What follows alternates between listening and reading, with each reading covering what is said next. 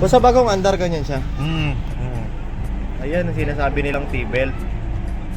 Usually pag sinabi nila, boss, nagilig yung T-belt, papalitan agad nila timing belt. Ganun ang mga ginawa nila. Yan po sinasabi ko palagi sa inyo, pag yung T-belt ay nag-blink ng ganyan, di rin gumagana yung mga gauge na yan. Yan o, ayaw gumana o. Pero umaandar yung makina, naka-aircon pa nga o. Yung ilaw niya, ayun, yun yung ilaw niya. Medyo may liwanag pa, pero papapalitan na rin niya. Anong kulay gusto mo, bossing? Maganda ka. Gusto mo stock white, gusto mo blue. Hindi mo masyado maliwanag sa gabi. Yung blue hindi. Malamig sa mata yung blue. Yung blue na lang. Sir, Maliwanag. diba? Thank you kay bossing. Natuwa si bossing. Start natin.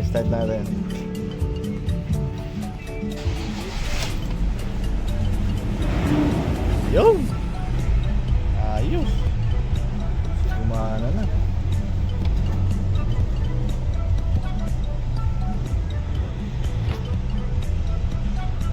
Mga ganda ang kulay niya ngayon kaysa kanina. Dati faded na puti yan. Hindi na masyado. Hindi kanya kaliwanag kanina. Okay na. Fix na lang natin. Ang bago. Sulit yan. At least nagana no. May laman pa.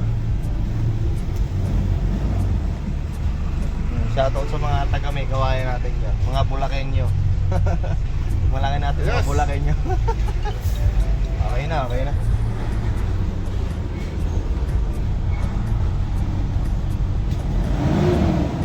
Ito talaga andar ng diesel kaysa sa gasolina.